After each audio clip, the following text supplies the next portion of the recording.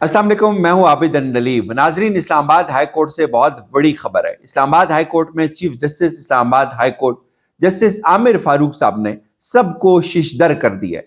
Justice عامر فاروق صاحب نے عمران خان صاحب کے حوالے سے بہت بڑا فیصلہ کیا ہے، آپ کو بتائیں گے، آپ چونک جائیں گے یہ بات سن کے۔ اس کے بعد اسلام آباد میں پاکستان تحریک انصاف نے بالآخر مذاکرات کے خاتمے کا اعلان کر دیا ہے۔ دو بہت بڑی خبریں ہیں۔ پہلی خبر ہے جی اسلام آباد ہائی کورٹ سے، اسلام آباد ہائی کورٹ میں نئے تعینات ہونے والے ججز جو جسٹس راجہ انعام امین منہاس تھے، عمران خان صاحب کا سب سے بڑا کیس اٹھا کر 10ویں نمبر والے جج کے سامنے لگا دیا گیا ہے۔ یہ حیران کن خبر ہے کہ عمران خان صاحب اور بشرا بی بی صاحبہ کی توشہ خانہ پارٹ 2 میں بریت کی درخواستیں اسلام آباد ہائی کورٹ کے چیف جسٹس عامر فاروق صاحب نے نئے تعینات ہونے والے جج جو ہیں راجہ امین منہاس صاحب، ان کے سامنے لگا دی ہیں۔ یعنی یہ کیس گزشتہ ہفتے جسٹس میاں گل حسن اورنگزیب سماعت کر رہے تھے۔ جسٹس میاں گل حسن اورنگزیب صاحب نے اس کیس میں کچھ اعتراضات تھے، وہ اعتراضات دور کرنے کے لیے انہوں نے حکم دیا اور اعتراضات دور ہو گئے، لیکن اچانک سے بینچ تبدیل کر دیا گیا۔ یہ سسٹم بالکل ننگا ہو کے رہ گیا ہوا ہے۔ وہی وارداتیں سپریم کورٹ کے اندر ڈالی جا رہی ہیں، وہی وارداتیں ہائی کورٹ کے اندر ڈالی جا رہی ہیں۔ اور ہائی کورٹ میں کیا کیا گیا کہ سب سے امپورٹنٹ کیس عمران خان صاحب کا، بشرا بی بی صاحبہ کا بہت بڑا کیس، پورے پاکستان کی، پوری دنیا کی نظریں اس کیس کے اوپر ہیں۔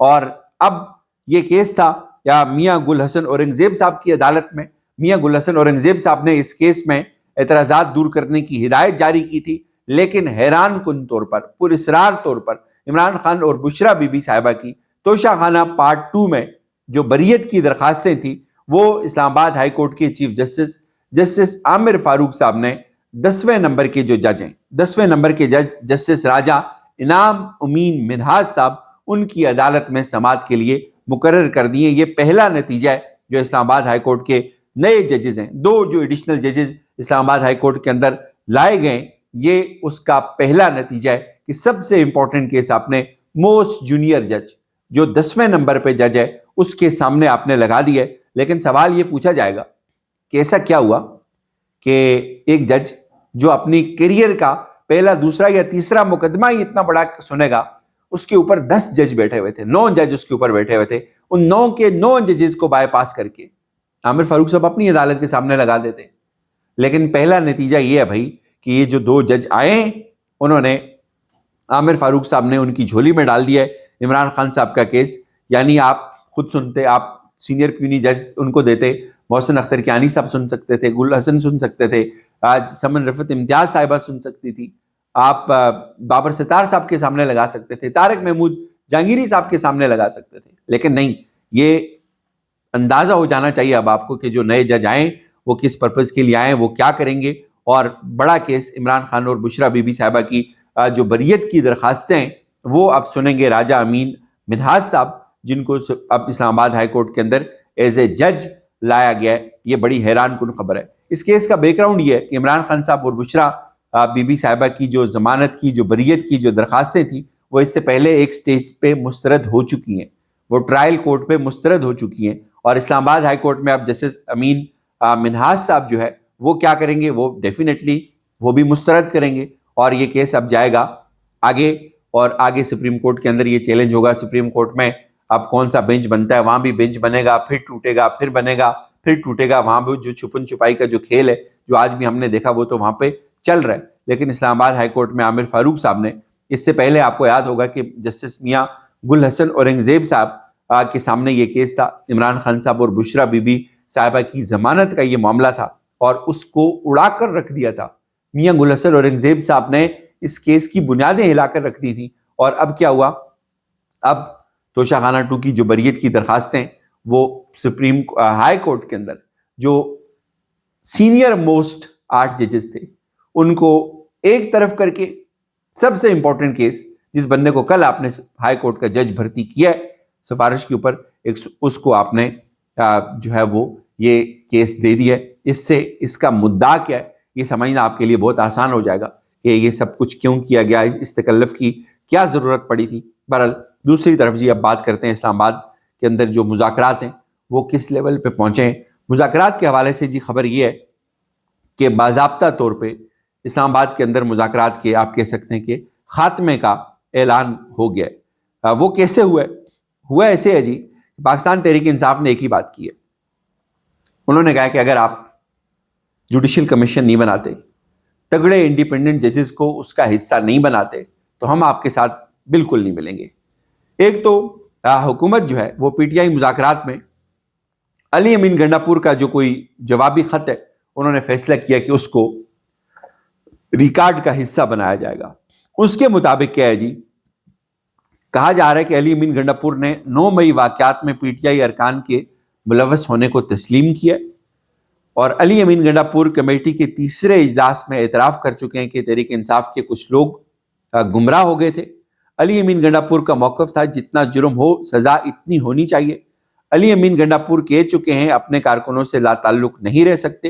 حکومتی کمیٹی علی امین گنڈا پور کے اعترافی بیان کو جواب کا حصہ بنائے گی۔ اس کے بعد آج جو پی ٹی آئی کی جو مذاکراتی کمیٹی کے سربراہ ہیں عمر ایوب صاحب، وہ کچھ باتیں کرتے ہیں۔ وہ یہ بات کرتے ہیں کہ جوڈیشل کمیشن بننے تک ہم مذاکرات کے چوتھے دور میں نہیں بیٹھیں گے۔ چوتھے اجلاس میں شرکت جوڈیشل کمیشن کے قیام سے مشروط ہے۔ اگر حکومت جوڈیشل کمیشن کا قیام عمل میں لاتی ہے تو ہم حکومت کے ساتھ بیٹھ کر بات چیت کر سکتے ہیں، ورنہ حکومت بے شک اجلاس میں بیٹھ کر ڈگڈگی نہ بجائے۔ ہمیں مذاکراتی اجلاس کی نئی تاریخ سے تاحال آگاہ نہیں کیا گیا۔ بیرسٹر گور نے بھی یہی کہا، انہوں نے کہا جی کہ ہم بالکل عمر ایوب صاحب نے جو بات چیت کی ہم اس کی تائید کرتے ہیں، چوتھے دور میں ہم نہیں بیٹھیں گے۔ عمران خان صاحب کے اڈیالہ جیل سے بالکل واضح اور دو ٹوک احکامات ہیں کہ اگر کمیشن نہیں بنتا تو ہم مذاکرات کی میز پر ان کے ساتھ نہیں بیٹھیں گے۔ حکومت کہے کمیشن بنے گا تو ہی مذاکرات کے چوتھے دور میں ہم ان کے ساتھ بیٹھ سکتے ہیں۔ لیکن اس کے ساتھ ساتھ عرفان صدیقی صاحب نے کیا کہا ہے، انہوں نے بات واضح کر دی ہے۔ عرفان صدیقی صاحب نے کہا ہے جی کہ ابھی کمیشن بنے گا یا نہیں بنے گا اس بارے میں ہم کوئی بات حتمی طور پہ نہیں کر سکتے، اور اگلی تاریخ جو حکومت سوچ رہی ہے، حکومت یہ سوچ رہی ہے کہ اگلی تاریخ جو مذاکرات کی ہو سکتی ہے وہ ہوگی 28 جنوری، اور 28 جنوری کے بعد یہ فیصلہ کیا جائے گا۔ حکومت کا کوئی موڈ نہیں ہے جو کمیشن ہے بنانے کا۔ حکومت کمیشن بنائے گی تو حکومت خود اس کے اندر گر جائے گی، چونکہ اس پورے ایپیسوڈ کے اندر حکومت کے لوگ یہ بات سمجھتے ہیں کہ 9 مئی ہو یا 26/11 ہو، وہ سب کہاں سے ہوا، کیسے ہوا، اس کی سب سے بڑی جو بینیفیشری ہے وہ خود حکومت ہے، تو لہٰذا وہ یہ کمیشن بنا کر اپنی ٹانگیں اپنے پر خود نہیں کاٹیں گے۔ اب اسلام آباد میں یہ واضح اور دو ٹوک اعلان سمجھیں آپ اس کو کہ یہ مذاکرات اب زیادہ نہیں چلیں گے، چونکہ حکومت کے لوگ یہ سمجھتے ہیں کہ پاکستان تحریک انصاف کی اصل بات چیت کسی اور جگہ پہ چل رہی ہے، اور اس جگہ پہ جہاں پہ ان کی بات چیت چل رہی ہے وہاں پہ جو لے دے ہوگا، وہاں پہ جو ٹی او آرس طے کیے جائیں گے، وہ حکومت اس سے بالکل لا علم ہے اور بالکل منظر سے آؤٹ ہے۔ ان کو معلوم نہیں ہے وہاں پہ کیا ہو رہا ہے، تو لہٰذا یہ سمجھتے ہیں کہ یار سب کچھ اگر وہاں پہ ہونا ہے تو ہوتا رہے، ہم کیوں بیچ میں گندے ہوں، ہم کیوں ذلیل ہوں، ہم نے تو کچھ دینے کی پوزیشن میں ہی نہیں ہے۔ اور پھر کل جب یہ سب ہو جائے گا، ہمیں بالکل آؤٹ آف پکچر رکھا گیا ہوگا، تو ہم یہ بیانیاں بنائیں گے کہ ہمیں تو معلوم ہی نہیں تھا یہ سب کچھ کیا ہوا ہے۔ اجازت دیجیے، اپنا بہت سارا خیال رکھیے گا۔ خدا حافظ۔